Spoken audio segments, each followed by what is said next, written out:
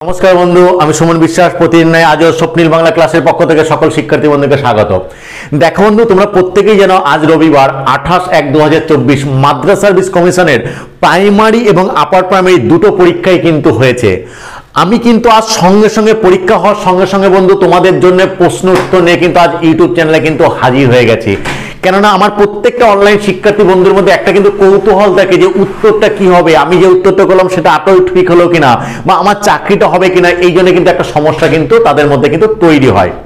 দেখবে বন্ধু, যখন প্রাইমারি পরীক্ষাটা হয়েছিল, আমি সঙ্গে সঙ্গে পরীক্ষার দিন কিন্তু হার্ড কপি নিয়ে এসে সরাসরি বাংলা 30টা কোশ্চেনের উত্তর করে দিয়েছিলাম এবং বলেছিলাম 100% কনফিডেন্স নিয়ে যে সঠিক উত্তর করেছে, একটাও ভুল উত্তর কিন্তু করিনি এবং এখনো পর্যন্ত সেটাই কিন্তু প্রমাণিত হয়েছে। আজও কিন্তু মাদ্রাসা সার্ভিস কমিশনের দেখো বন্ধু যে পরীক্ষাটা হলো, Madrasah Service Commission upper primary 2024 Bangla প্রশ্নোত্তর, অর্থাৎ বাংলার যে 30টা প্রশ্নোত্তর 2024 সালে আপার প্রাইমারি যেটা হলো সেটা সম্পর্কে কিন্তু আলোচনা করব। শুধু তাই নয়, ব্যাখ্যা করে দেব কেন এই উত্তরটা হবে, অন্যটা কেন হবে না, ব্যাখ্যা সহকারে কিন্তু করে দেব এবং 100% নির্ভুল সঠিক উত্তর করব এবং প্রয়োজন হলে তোমরা ডকুমেন্টস চাইলে আমি ডকুমেন্টস দিয়ে তোমাদের দেখিয়ে দেবো এই উত্তরটাই হবে। দেখো, বিগত প্রাইমারি পরীক্ষায় বড় বড় চ্যানেল, বড় বড় ইউটিউবাররা, বড় বড় সংস্থান যারা পড়ায় তারা কিন্তু ভুল উত্তর দিয়েছে। আমাদের 5-7টা আমি কনফিডেন্স নিয়ে বলেছি, আমি যেটা বলেছি সেটাই ঠিক এবং ডকুমেন্টস আমি কিন্তু প্রমাণ করে দেবো। বাঁকুড়ার থেকে আমাকে ফোন করা হয়েছিল যে স্যার আপনি এটা বলেছেন, এটা হবে তো? আমি বলেছি উইথ ডকুমেন্টস, তুমি এখানটায় গিয়ে দেখে নাও, দেখা এই উত্তরটা কিন্তু এভাবেই কিন্তু বলা আছে। আজও কিন্তু সেই চেষ্টাটা করব। তবে বন্ধু, আজ দুঃখের বিষয় আমি প্রশ্নের হার্ড কপি জোগাড় করতে পারিনি। আমি প্রশ্ন নিয়ে আমার হাতে লেখাটা খারাপ, বারবার আমি বলেছি ইউটিউব ভিডিওতে, তাই আমার এক ছাত্রীকে দিয়ে সেই প্রশ্নটা লিখিয়ে আমি উত্তরটা করেছি আর সেই কপি থেকে তোমাদের বোঝাবো। তোমাদের কাছে যারা প্রশ্নটা আছে তোমরা সেই প্রশ্ন আমার সঙ্গে মিলিয়ে নাও, যদি নাও থাকে শুনে নাও, কোনো ব্যাপার নেই, পরে মিলিয়ে নেবে বা প্রশ্নের সঙ্গে সঙ্গে মিলিয়ে নেবে। আমার কাছে যে আমি গ্রুপ সি আপার মাদ্রাসার যে আপার প্রাইমারির গ্রুপ সির যে সেটটা ছিল সেই সেটটার আমি উত্তর বলে দেবো। তোমাদের সঙ্গে যদি সেট সি থাকে ভালো, অন্যের কাছে এ আছে, বি আছে, ডি আছে, কোনো অসুবিধা নেই। প্রশ্ন একটু হেল্প করেছে, আমি ধীরে সুস্থেই প্রত্যেকটা বিশ্লেষণ সহকারে কিন্তু বলবো, ফলে কোনো অসুবিধা কিন্তু তোমাদের হবে না।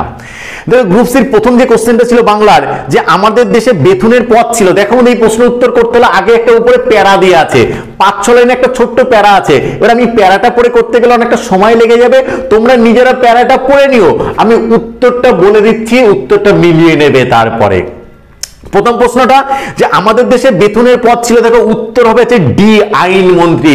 প্যারাতে পরিষ্কার বলে দেওয়া আছে যে বেতন কিন্তু আইনমন্ত্রী ছিলেন, ফলে উত্তরটা হবে কিন্তু ডি। তারপর হচ্ছে বেতনের সমতুল্য আরেকজন বিদেশি হলেন, বেতনের সমতুল্য আরেকজন বিদেশি, প্যারাতে প্রথমেই বলে দিয়ে আছে, দেখবে উত্তরটা বি হবে, হেয়ার। ঠিক আছে, অর্থাৎ বেতনের সমতুল্য আরেকজন বিদেশি হলেন কিন্তু হেয়ার, ডেভিড হেয়ার, নাম শুনে থাকবে তোমরা নিশ্চয়ই, উপরের প্যারাতে কিন্তু প্রশ্নপত্রের প্যারাতে কিন্তু রয়েছে।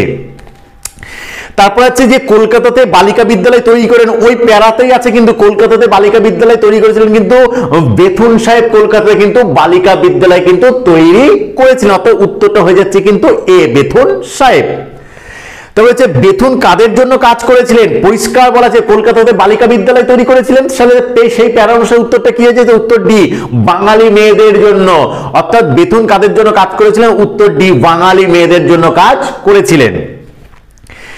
ঈশ্বরচন্দ্র বিদ্যাসাগরের জন্ম মৃত্যু সাল কত? দেখো ঈশ্বরচন্দ্র বিদ্যাসাগরের জন্ম মৃত্যু সাল প্যারা নাই, এমনিতেই মোটামুটি পারবে, তোমরা জানো ঈশ্বরচন্দ্র বিদ্যাসাগর 1820 সালে জন্মগ্রহণ করেন, 1891 সালে কিন্তু মারা যান। তাহলে উত্তরটা কিন্তু হয়ে যাচ্ছে বি, 1820 এবং 1891। বোঝা গেল বন্ধু? এটা প্রত্যেকেরই পারা আছে। ঈশ্বরচন্দ্র বিদ্যাসাগর বাংলার সাথে একজন মাইলস্টোন, আমরা জন্মের পর থেকে বিদ্যাসাগরের হাত ধরে হাতে খড়ির মধ্যে দিয়ে কিন্তু আমরা আসি। তারপরে যে বজ্র শিকার ড্যাশ জেলে আসছে ভয়ঙ্কর, শূন্যস্থানে কি হবে? এটা 9-এর দেখবে ভাঙার গান, মানে তোমার 10-এর প্রলয়োল্লাস বলে যে কবিতাটা আসছে, সেই প্রলয়োল্লাস কবিতার থেকে নিয়ে আছে যে বজ্র শিকার মশাল জেলে আসছে ভয়ঙ্কর। তাহলে মশাল জেলে, উত্তর দেখো ডি, অর্থাৎ অপশনটা যে উত্তর ডি, মশাল। তাহলে বজ্র শিকার ড্যাশ জেলে আসছে ভয়ঙ্কর, মশাল। প্রলয়োল্লাস কবিতা কাজী নজরুল ইসলাম এখান থেকে কিন্তু নেওয়া হয়েছে। দেখো এই যে দেখো আপার প্রাইমারি পরীক্ষায় ক্লাস 10 এর বাংলা বইয়ে যেটা আছে সেখান থেকে দেওয়া হয়েছে, এদের আদৌ কি আপার প্রাইমারি বাংলা পরীক্ষার মতন একটা পরীক্ষা, আমি ব্যাপারটা বুঝে উঠতে পারছি না। এদিকে বিদ্যাসাগরের জন্ম মৃত্যু সাল ব্যাপারটা, প্রশ্নটা কেমন যেন যে আপার প্রাইমারিতে যেভাবে প্রশ্ন হওয়া উচিত ঠিক সেইভাবে হলো, আমার মনে হয় না ঠিক সেইভাবে প্রশ্নপত্রটা তৈরি হলো। তবু কমিশন করেছেন, সিলেবাস ভিত্তিক কিভাবে কি করেছেন তারাই একমাত্র উত্তর দিতে পারবেন, কিন্তু ঠিক আপার প্রাইমারি ওয়াইজ যেভাবে প্রশ্ন হওয়া উচিত এটা ঠিক সেইভাবে হয়েছে বলে আমার মনে হয় না। তারপর দেখো শরৎচন্দ্র দেবদাস উপন্যাসের নাট্যরূপদের অসাধারণ কঠিন কোশ্চেন, এটা যে শরৎচন্দ্র চট্টোপাধ্যায় দেবদাস উপন্যাসের নাট্যরূপটা কে দিয়েছিলেন, বিভৎস কঠিন কোশ্চেন। সাধারণ মানুষ যারা বাংলা অনার্সে মাস্টার ডিগ্রি করা ছেলে, বড় বড় তাপর ছেলে মেয়ে এটা কিন্তু পারবে না। তবুও প্রশ্নটা দেওয়া হয়েছে যে শরৎচন্দ্র দেবদাস উপন্যাসের নাট্যরূপ, এটা হচ্ছে ভালো ছেলে মেয়েদের জন্য একটু কঠিন কোশ্চেন হলে যারা পড়াশোনা করে তাদের জন্য সুবিধা। উত্তরটা হবে সি, সতীন্দ্রনাথ সেনগুপ্ত। অর্থাৎ শরৎচন্দ্র দেবদাস উপন্যাসের নাট্যরূপ দিয়েছিলেন যে চারজনের নাম আছে তাদের মধ্যে উত্তর হবে সি, সতীন্দ্রনাথ সেনগুপ্ত কিন্তু শরৎচন্দ্র দেবদাস উপন্যাসের নাট্যরূপ দিয়েছিলেন। তারপর হচ্ছে আকাশে সাতটি কবিতায় উল্লেখিত পাখি কি, দেখবে জীবনানন্দ সাহা আকাশে সাতটি তারা ক্লাস 9 এর বাংলা বইয়ে কিন্তু আছে, ঠিক আছে। সেখানে পরিষ্কার বলা আছে মৃতমণিয়ার মতন, গঙ্গা সাগরের ঢেউয়ে ডুবে গেছে মৃতমণিয়ার মতন। তাহলে সেখানে কি মণিয়া একটা কিন্তু পাখি, তাহলে যে পাখিটার নাম বলা আছে মণিয়া, তাহলে অপশন দেখে এতে আছে মণিয়া, অর্থাৎ আকাশ সাতটি কবিতায় যে পাখির নাম আছে সেটা হচ্ছে কিন্তু মণিয়া পাখি। ক্লিয়ার বন্ধু? কি কঠিন দেখো, আপার প্রাইমারি পরীক্ষা দিচ্ছে যে ক্লাস 10 এর বাংলা বই কি আছে সেটা জানতে হবে, ক্লাস 9 এর বাংলা বই টেক্সচুয়াল কি আছে সেটাও তোমাকে জানতে হবে। তাহলে কতটা কঠিন, পড়াশোনা কতটা ডিপলি করতে হবে। তারপর হচ্ছে পথ হারিয়ে যায় যেদিকে সেই দিকে পথ আছে, এই উক্তিটি কোথা থেকে নেওয়া হয়েছে? দেখো এটা সাধারণত বাংলা সাবজেক্টের যারা 9, 10, 11, 12 পরীক্ষা দেবে, কবিতা গদ্য তাদের টোটালটি পড়তে হয়, সেই অনুসারে প্রশ্নটা হলে ভালো হতো। আপার প্রাইমারিতে জানি না কিভাবে এইসব প্রশ্ন করা যেতে পারে।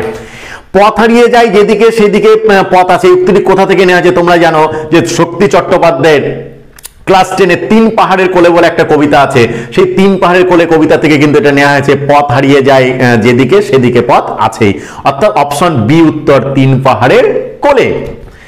তারপর যে সোনালী চিল, এখানে কোন বিশেষণ, দাগ কোথাও দেয়া নেই যে কোন বিশেষণটা, তো কোন বিশেষণ সেই দিক থেকে দেখো বন্ধু, যে সংখ্যাবাচক বিশেষণ কখনোই না, এখানে সংখ্যা নেই।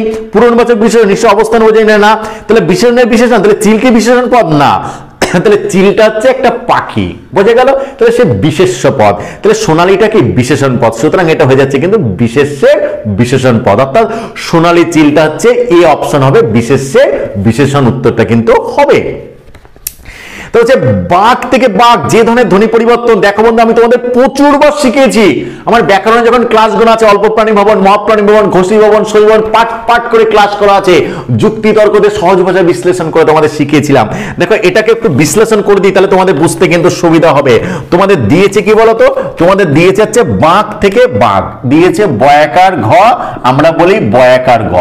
আমি দেখো এই যে বাঘ, এই যে ঘ, জিএইচ মহাপ্রাণ বর্ণ, গ জি অল্প প্রাণ বর্ণ, তাহলে জিএইচ মহাপ্রাণ বর্ণ জি, কারণ শিখেছিলাম দুটো বর্ণ হলে মহাপ্রাণ হয়, একটা বর্ণ হলে কিন্তু অল্প প্রাণ হয়। ক্লিয়ার? তাহলে ঘটা মহাপ্রাণ আর গটা অল্প প্রাণ।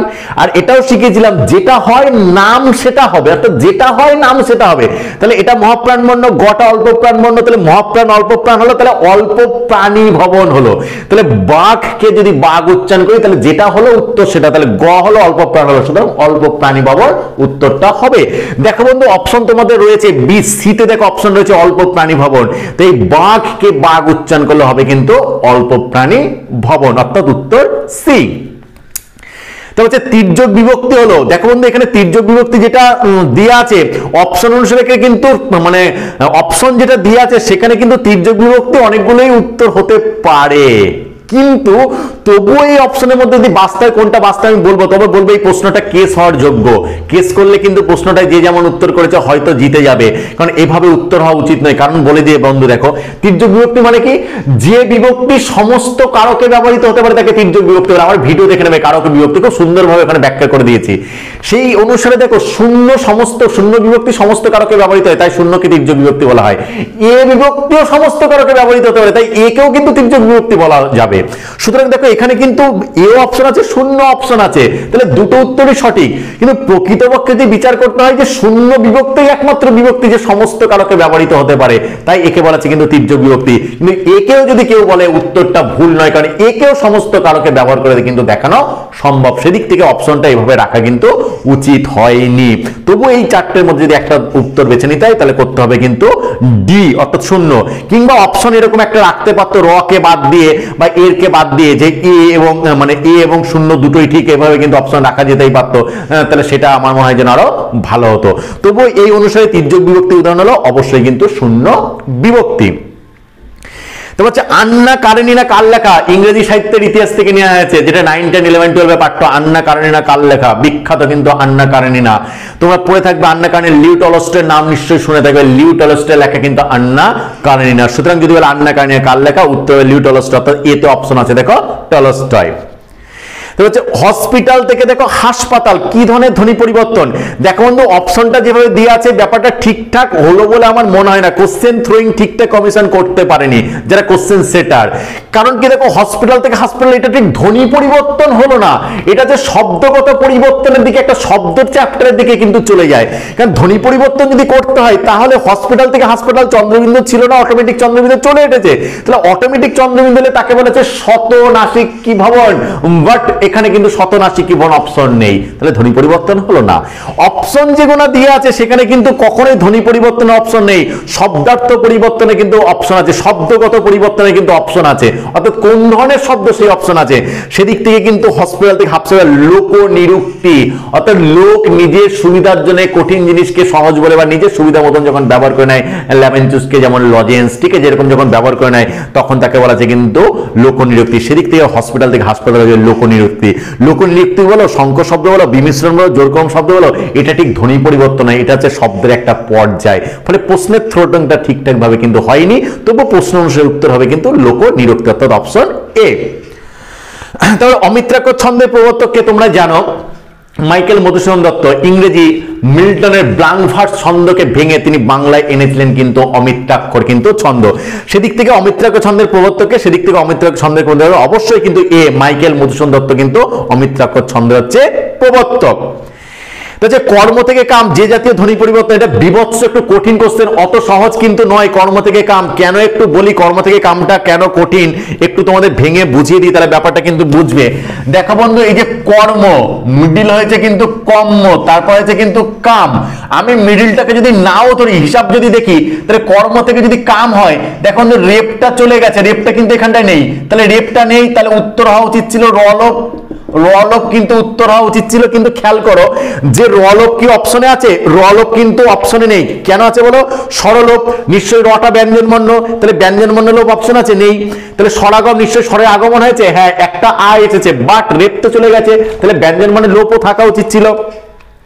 আবার বলছে ক্ষতিপূরণ দীর্ঘীভবন আর উপরে কোনোটি নাই, তাহলে কি উপরে কোনোটি নাই উত্তর হবে না বন্ধু, কেন হবে দেখো উত্তর হবে ক্ষতিপূরণ দীর্ঘীভবন। কেন ক্ষতিপূরণ দীর্ঘীভবন হবে দেখো, অর্থাৎ এই যে রটা তো লোপ পেয়ে গেল, এই লোপের ক্ষতি, কারণ ক্ষতি হয়ে গেল, এই ক্ষতি পূরণ করার জন্য যে কয়ের সঙ্গে অ ছিল সেই অটাকেও কি করে দিয়ে গেল, অটাকে কিন্তু আ করে কিন্তু দিয়ে গেল। এই যে র লোপ পেয়ে ক্ষতি করে দিয়ে গেল, তার ক্ষতি পূরণ করার জন্য হর্ষ স্বরকে কিন্তু দীর্ঘ স্বর আ করে দিয়ে গেল। ফলে কর্ম থেকে কাম অবশ্যই উত্তর হবে কিন্তু অর্থাৎ বি ক্ষতিপূরণ দীর্ঘীভবন। এতক্ষণে আমার একটা ইন্টারেস্টিং গ্রামাটিক্যাল কোশ্চেন বলে মনে হয়েছে। ভালো মানে মেরিটোরিয়াস যারা ভালো পড়াশোনা করে তাদের পক্ষে কিন্তু এই উত্তরটা দেওয়া সম্ভব, বাকির পক্ষে কিন্তু সম্ভব কিন্তু নয়। তবে পণ্যমাঝে বন্ধু একটা কথা বলে রাখি, এই যে শিক্ষাকে সকলের দূরে দূরে পৌঁছে দেয় পুণ্যের কাজ। তাই এখনো পর্যন্ত যারা তোমাদের প্রিয় স্বপ্নিল বাংলা চ্যানেলটাকে সাবস্ক্রাইব করেনি তারা সাবস্ক্রাইব করে পাশে থাকা বেল আইকনটাকে প্রেস করে দিও সবার আগে সমস্ত ভিডিওর কিন্তু আপডেট পেতে।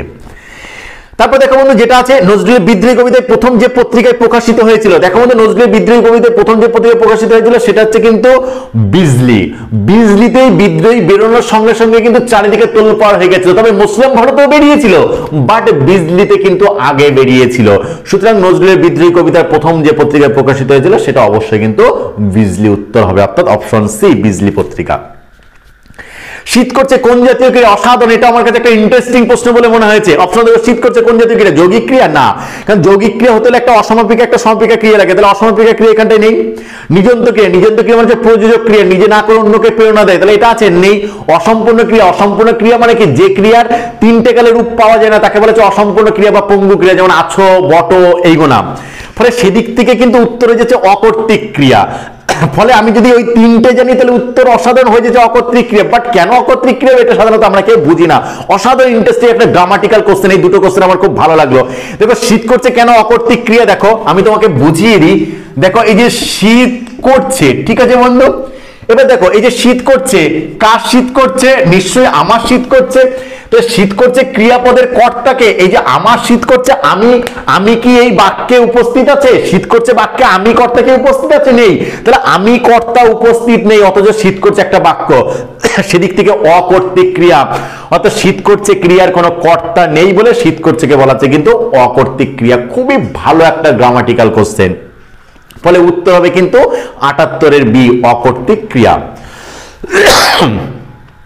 তাহলে সে হয়তো আজ আসবে না, কি ধরনের বাক্য? সে হয়তো আজ আসবে না, কি ধরনের বাক্য? হ্যাঁ, আমাকে একজন আমারই একজন খুবই আমার যোগ্য শিষ্য এই মুহূর্তে, যে সে আমাকে ফোন করে জিজ্ঞাসা করছিল যে সে হয়তো আসবে না, কি ধরনের বাক্য? আমি আর কি বেরোকে বলেছিলাম যন্ত্রণাদায়ক বাক্য। যদি সে আসার কথা বলে না আসে, সত্যি যেটা যন্ত্রণাদায়ক। কিন্তু দেখো বন্ধু, প্রশ্ন অনুসারে উত্তর যেটা হবে, সে হয়তো আজ আসবে না, কি ধরনের বাক্য? অবশ্যই কিন্তু এটা সন্দেহসূচক বাক্য, কারণ হয়তোটা আছে।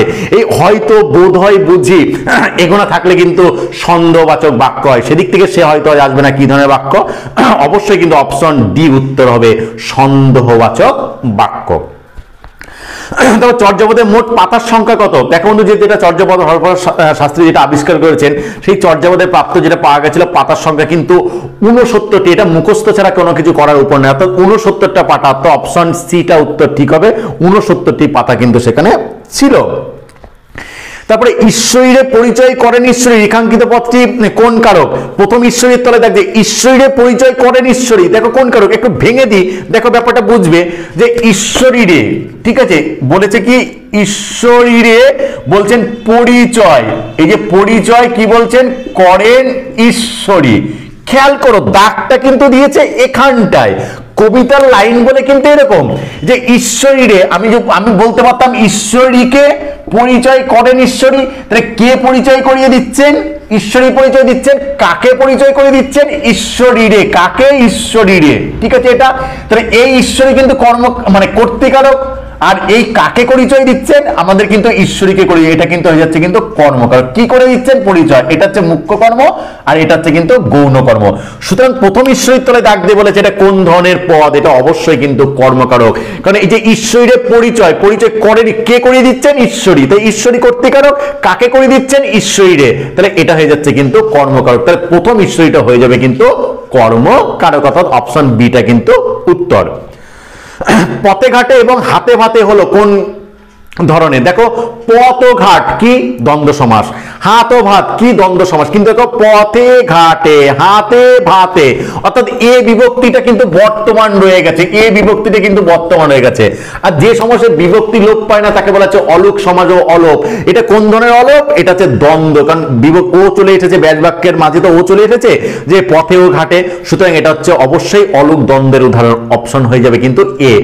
আমার ইউটিউব ভিডিওতে যাবে বন্ধু, তোমাদের যে সমাসের যে আমি দেখবো প্লে লিস্ট করে দিয়েছি, প্রত্যেকটা গ্রামাটিক্যাল প্লে লিস্ট করা আছে, সেখানে প্রত্যেকটা ভিডিওতে নিখুঁতভাবে চুলচেরা বিশ্লেষণ করে তোমাদের বুঝিয়ে দিয়েছে কেন এটা হয়, কেন এটা হবে না। সেই ভিডিওগুলো দেখে নেবো, উপকার বন্ধু তোমাদের কিন্তু হবে। এবং ভিডিওর সঙ্গে আজকের প্রশ্ন ট্যালি করে নিও, প্রত্যেকটা জিনিস আমি তোমাদের কিন্তু ওখানটায় পড়িয়ে এসেছি। পরেরটা হচ্ছে চর্যাপদীতে প্রাপ্ত পদের সংখ্যা কত? দেখো বন্ধু, চর্যাপদীতে প্রাপ্ত যে কটা পদ পাওয়া গেছে সেটা হচ্ছে 46.5টা পদ পাওয়া গেছে। কমন প্রশ্ন, মুখস্থ প্রশ্ন, আমরা অনেকদিন ধরে এটা পড়ে আসছি। অর্থাৎ চর্যাপদীতে প্রাপ্ত পদের সংখ্যা 46.5। এটা ঠিক আপার প্রাইমারি কোশ্চেন, এগুলো ঠিক নয়। এগুলো সাবজেক্টে যারা সাধারণত দেবে 9, 10, 11, 12 তাদের পক্ষে হলে এই জিনিসগুলো হচ্ছে ভালো হতো। অর্থাৎ অপশন এ উত্তর 46.5।